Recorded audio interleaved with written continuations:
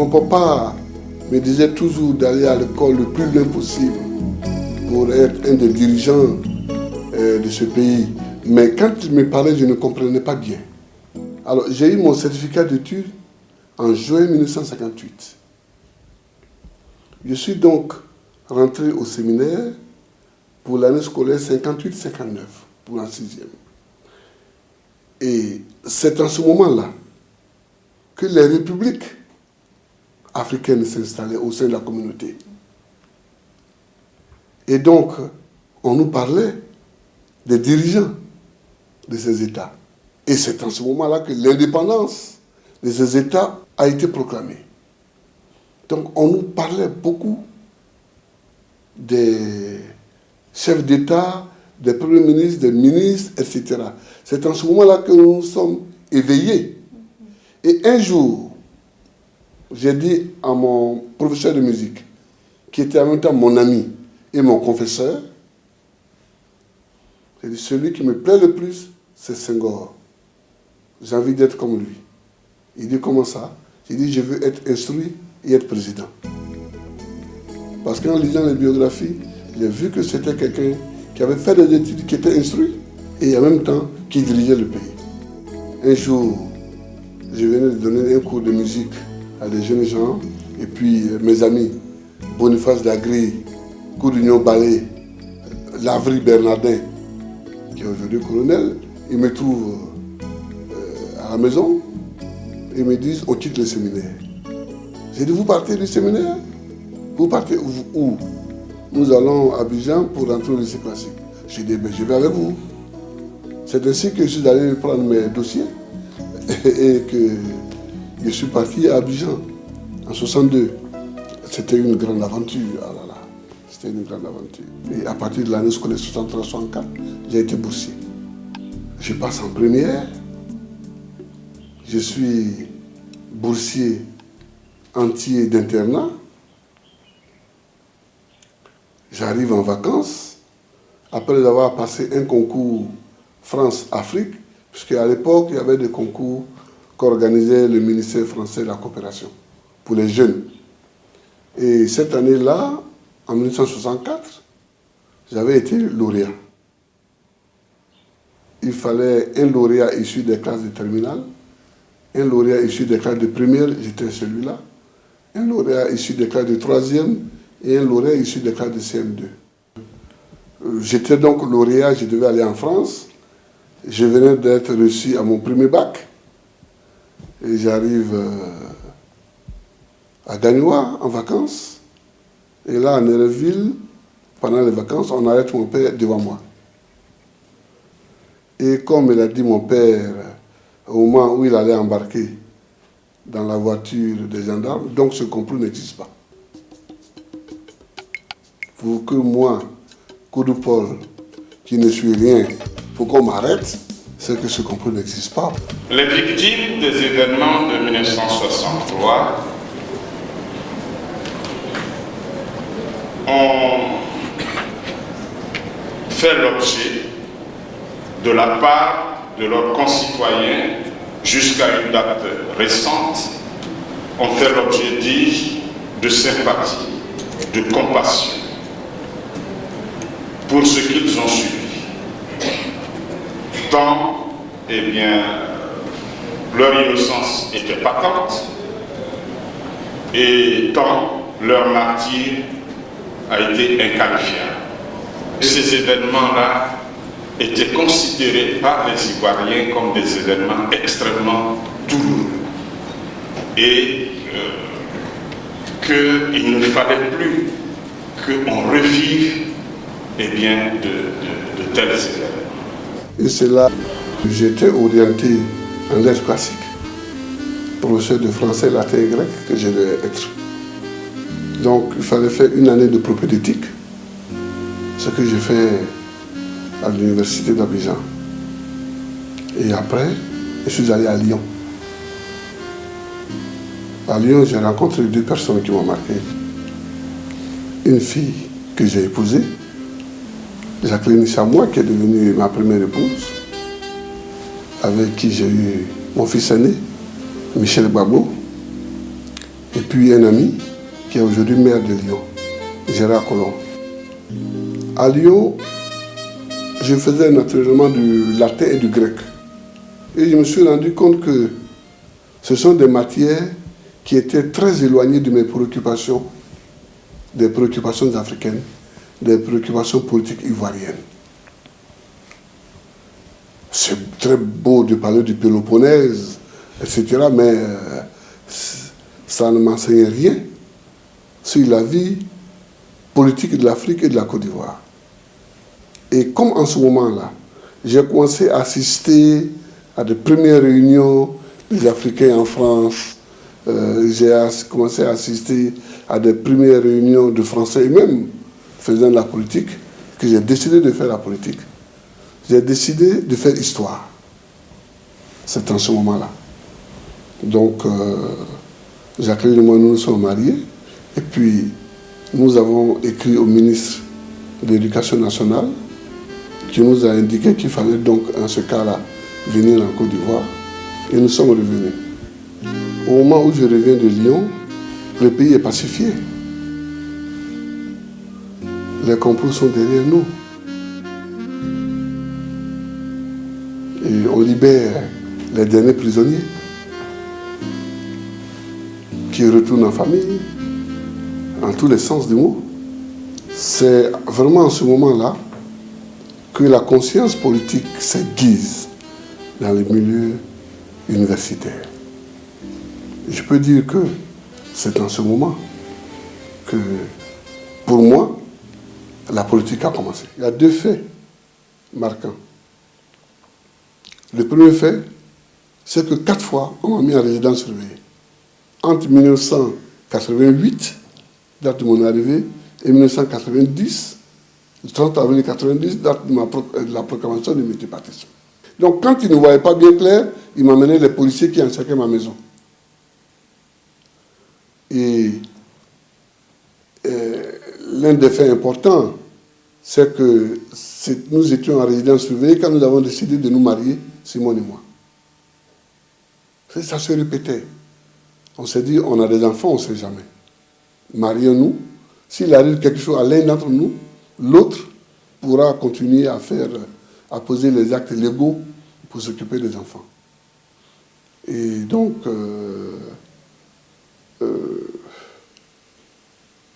on s'est mariés en janvier 1989, à la mairie de Cocody, dans la plus grande discrétion. Moi-même, quand j'étais à l'école, j'étais dans un milieu handicapant.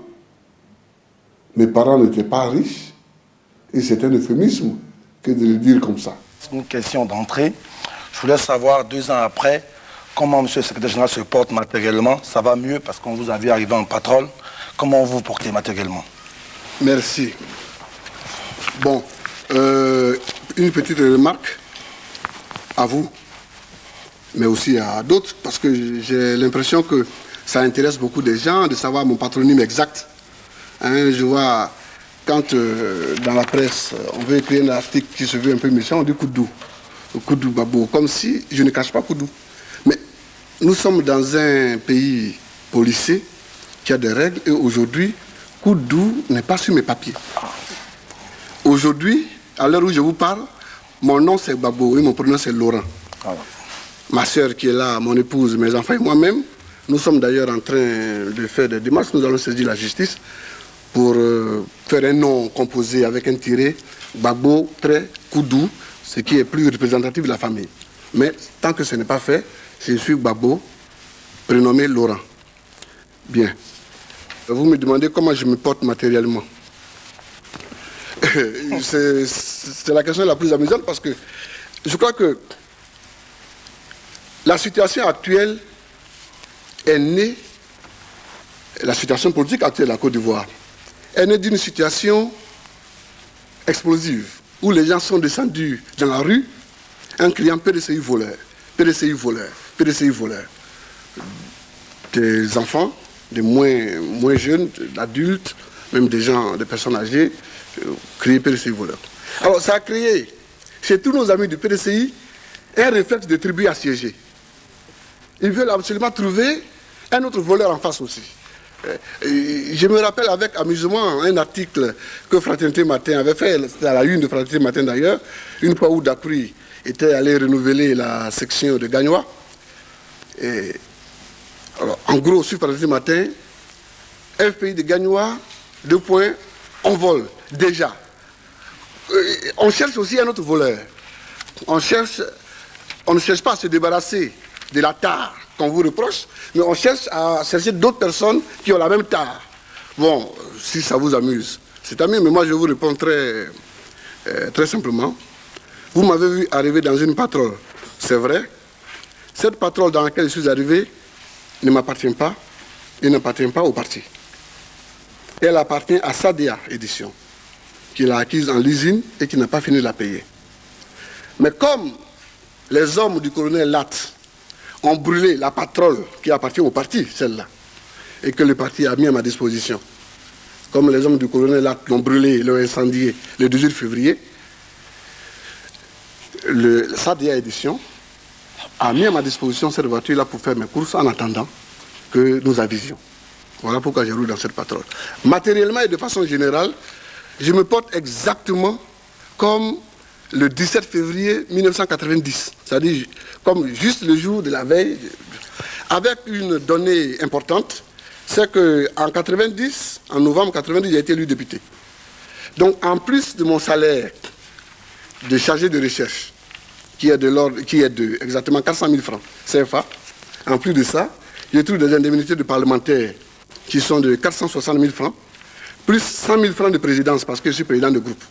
Donc, moi, je peux vraiment dire tout simplement, j'habite une maison avec ma famille à la Riviera. C'était une maison où on avait logé les enseignants et moi, j'y avais été logé depuis 1973.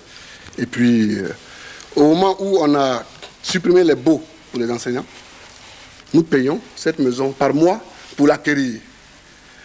Quand j'ai été élu député, on nous a prêté, oui, prêté est le mot, 8 millions. J'ai pris cette somme. J'ai acheté du ciment et je suis en train de faire une maison au village. Chaque fin de mois, je mets le reste de mes indemnités parlementaires pour terminer cette maison. Je n'ai rien d'autre. Je n'ai rien d'autre. Pas que j'aime la pauvreté. Si j'avais les moyens d'être riche, je sauterais là-dessus. Hein. Je ne sais pas si un seul homme aime être pauvre. Mais enfin, j'ai choisi d'être enseignant. Ce n'est pas en étant enseignant qu'on devient riche. Aujourd'hui, nous sommes à l'heure où un type de pouvoir disparaît et un nouveau type de pouvoir apparaît. La phase historique dans laquelle la Côte d'Ivoire et l'Afrique se trouvent aujourd'hui, c'est de tourner le dos à un pouvoir qui était caractérisé par une monarchie qui ne disait pas son nom. Nous avions des pouvoirs de type monarchie.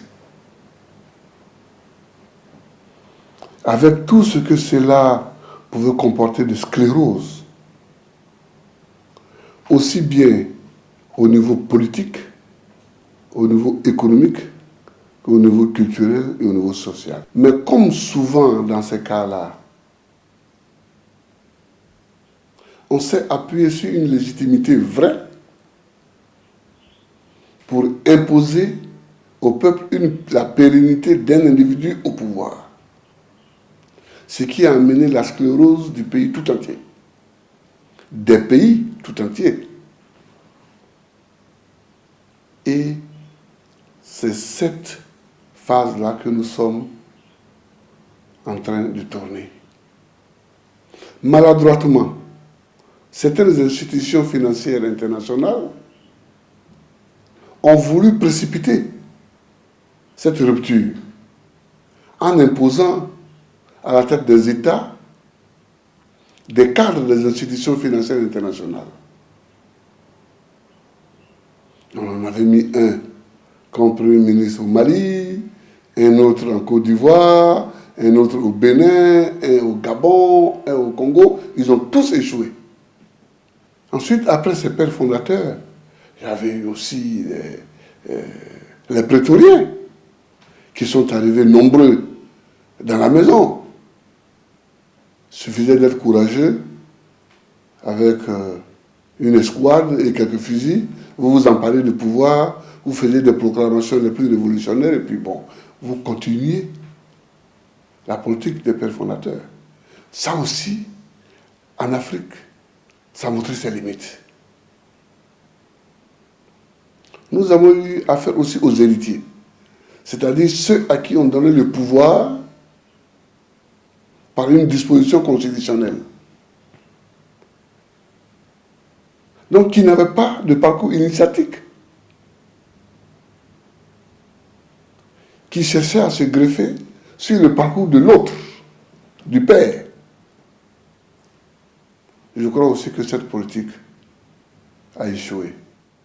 Et en Côte d'Ivoire, c'est ce qui est en train de se jouer. C'est vraiment ce qui est en train de se faire. Une nouvelle idée de la politique est en train de se mettre en place. Une nouvelle manière de la politique est en train de se mettre en place. Nous sommes en train de mettre en place les conseils généraux des départements avec des budgets conséquents qu'on n'avait jamais vus. Parce qu'il faut qu'on en finisse avec la philosophie des pères fondateurs. Oui, grâce à la magnanimité du président de la République, nous avons un puits. Grâce à la magnanimité du président de la République, nous avons une école. Ce n'est pas une magnanimité, c'est un droit pour les citoyens d'avoir ce qu'il faut là où ils habitent pour leur épanouissement.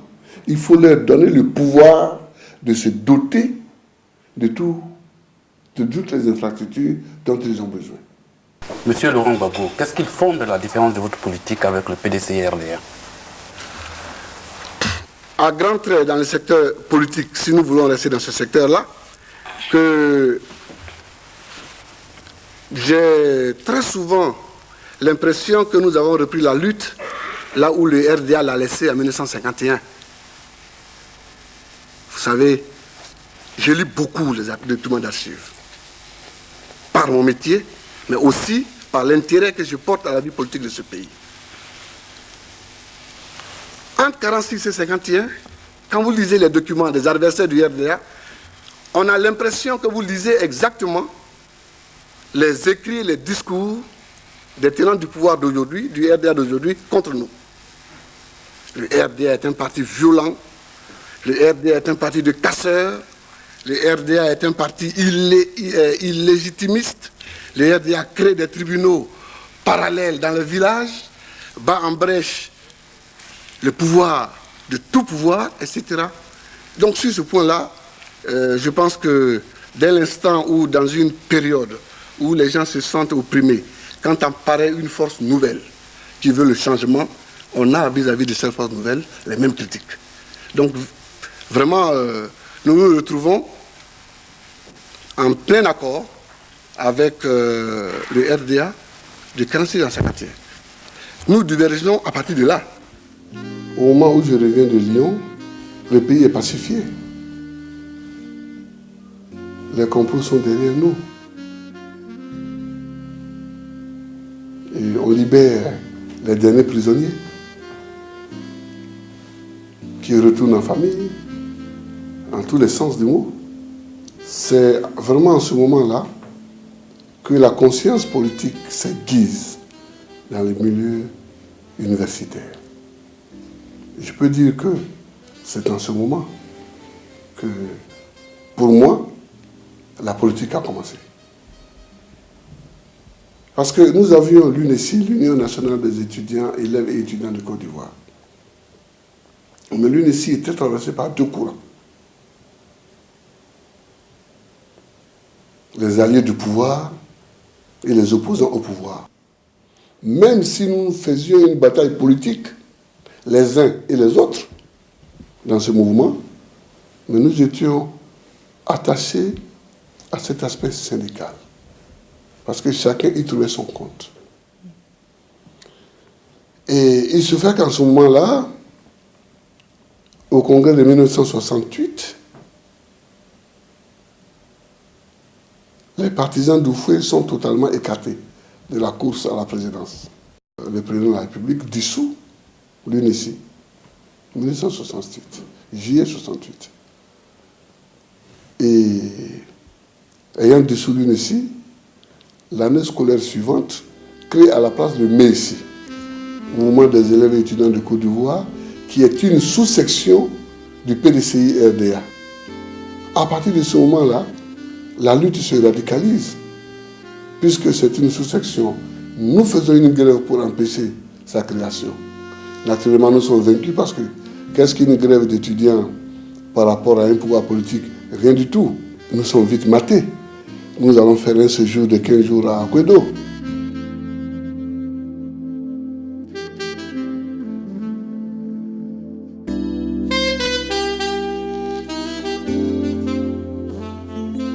Quand nous venons d'Akwedo, le mouvement est beaucoup plus radical. Mais le problème, c'est que nous ne nous reconnaissons pas au PDCI. Nous sommes dans les organisations clandestines. C'est ça que je veux montrer.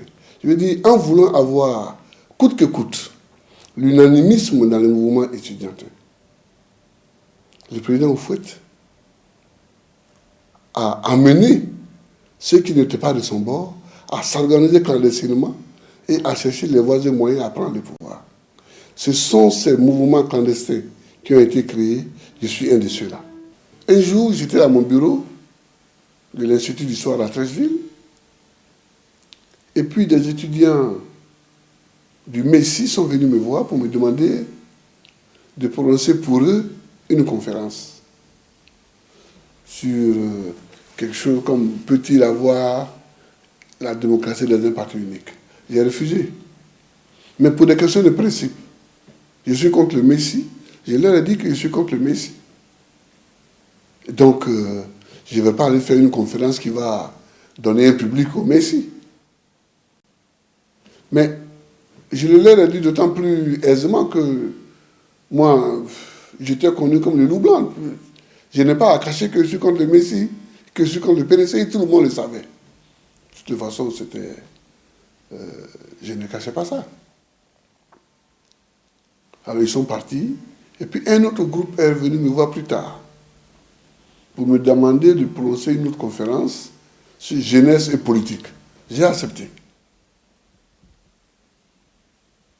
Le jour où je suis arrivé sur le lieu de la conférence, le théâtre de la Cité était bouclé. Le lendemain, j'étais à mon bureau, quand Pierre Kipré, qui était le secrétaire général du CNRS, est venu me trouver au bureau pour me dire, on dit qu'on t'a arrêté. J'ai dit, mais tu vois bien que je n'ai pas arrêté. Alors, les étudiants ont commencé une grève depuis la veille à l'université. Houphouët dit que c'est moi qui les ai mis en grève. Enfin, c'est Zézé Barouin, qui était à l'époque chef d'état-major. Il était BT.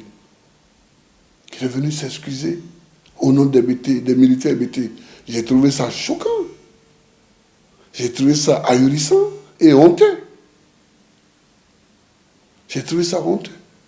Comment dans une république, quelqu'un qui est chef d'une institution républicaine peut-il se lever et parler au nom d'une ethnie? Je crois une semaine après, ça a été les hommes politiques BT, les Donwayi, les Nyoreba, les Bracano, de venir aussi réciter un acte d'allégeance à Houphouët en disant que eux, responsables BT, mais j'ai eu la même révulsion. Mais tout ça, c'est ce que Houphouët a fait. Moi, en quoi ça m'arrangeait? J'ai dit à mes camarades, cette chance ne se représentera plus jamais. Houphouët, dans son désir de nous combattre, vient de nous offrir une chance historique. À un moment donné, précisément en 1976, après la mort de Mao Tse-tung, et voyant la manière dont le monde évoluait, parce qu'il y a eu les crises en Union soviétique après la mort de Staline, avec la déstalinisation, il y a eu des crises en Chine, il y a quelque chose qui ne va pas. J'ai alerté le grand frère, Zali Zavro. Le problème était le suivant. Comment faire pour faire avancer la lutte révolutionnaire dans un pays où l'horizon était complètement bouché par le fouet. Comment faire? Et nous avions réfléchi à l'époque qu'il fallait, à côté de ce mouvement, de cette organisation marxiste, créer une organisation démocratique. C'est en ce moment-là que l'idée est née, 1976. On caressait l'idée, on cherchait les gens qui allaient la porter, cette idée. Et puis c'est passé quelque chose en 1980, on s'est séparé d'avec Zati.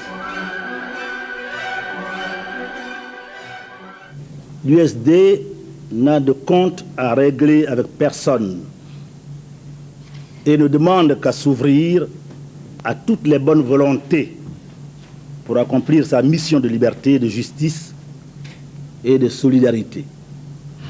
Le Parti socialiste est à la fois nationaliste et internationaliste. Il est nationaliste et patriotique parce que ne peut y avoir de citoyens libres et égaux dans une nation assujettie à la domination d'une puissance étrangère et parce que l'exercice de la souveraineté nationale est un droit inaliénable. Il est internationaliste parce que la nation ou la patrie n'est qu'une fraction de l'humanité, parce que le développement de chaque pays est interdépendant de celui des autres.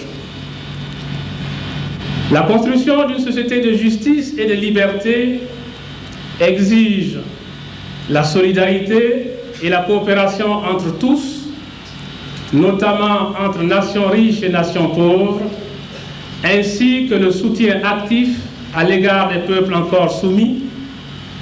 En conséquence, la tâche et le devoir de notre parti seront de contribuer à créer les conditions de cette solidarité sur le plan intérieur et extérieur, à élargir et à renforcer l'entente, la paix et la solidarité entre les nations, les peuples et les États, tant en Afrique que dans le monde. Par rapport à nous-mêmes, nous n'avons pas de position. Et la réponse à la question implique préciser le critère retenu. Sommes-nous à gauche, à droite, par rapport au PDCI, par rapport à d'autres partis que nous connaissons mal? S'agissant du PDCI, nous pouvons affirmer que nous sommes à droite, sommes à gauche, pardon. Parce que nous sommes à gauche. Nous sommes à gauche dans la mesure où nous voulons que s'instaure en Côte d'Ivoire le pluralisme et la possibilité pour toutes les formations, comme pour tous les individus, de s'exprimer selon leurs convictions, de manière que la démocratie ne soit pas le fait d'un groupe ou d'un autre, et au-delà de la démocratie du multipartisme, nous voyons plutôt le pluralisme. Le pluralisme qui nous paraît une notion plus large que le multipartisme. Il implique la reconnaissance de l'autonomie des différentes organisations, tant politiques que civiles. Quand on s'est séparés, alors j'ai rassemblé ceux qui restaient et je leur ai dit, nous allons laisser tomber la lutte marxiste et nous allons lutter désormais pour la démocratie. Alors j'ai proposé aux camarades qu'on crée un front où il y aurait des marxistes, des non-marxistes, enfin tout le monde, mais alors je me suis fait rudoyer, taxer, des petits bourgeois impatients, quelquefois même de contre-révolutionnaires, jusqu'à ce que les gens se rendent compte que j'avais raison. Les partis de l'opposition doivent pouvoir se rencontrer pour savoir sur quelle base ils pourraient ensemble conduire le mouvement de démocratisation de la Côte d'Ivoire. Nous avons déjà eu un premier contact épistolaire avec le Front populaire ivoirien. La voie reste ouverte à d'autres échanges, à d'autres pas vers la concertation et éventuellement vers une unité d'action. Il n'y a pas un gouffre entre le PDCI et l'USD. Il n'y a pas un gouffre entre le PDCI et l'USD. Il y a une dimension très humaniste du PDCI. Ceux de mon âge ont grandi au début du PDCI. On commençait à être enfant encore au début du PDCI. L'histoire s'est transformée, beaucoup de temps est passé naturellement, des mutations, pas toujours très positives, mais c'est un parti qui a pris naissance sur un fondement humaniste. Ce fondement humaniste-là, nous le retrouvons à l'USD.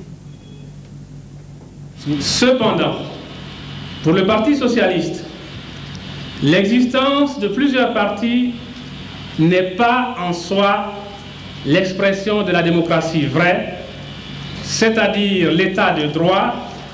Je ne me souviens pas un seul instant avoir dit que je voulais devenir président de la République. Je sais bien que ce n'est pas une damnation, mais enfin quand même, je pense que d'abord je ne l'ai pas dit.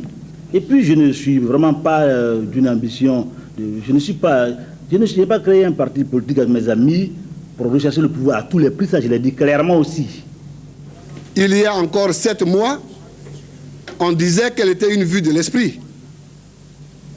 Si aujourd'hui elle n'est plus une vue de l'esprit, cela signifie tout simplement que tous les peuples peuvent acquérir ce qui est bien pour eux quand ils se battent, quand ils décident de se battre, quand ils décident de se mobiliser. C'est le principal message que je voudrais que les Ivoiriens comprennent. Tout est possible dans la bataille. Tout est possible dans la lutte. Parce que la politique est un métier. Il faut un parcours.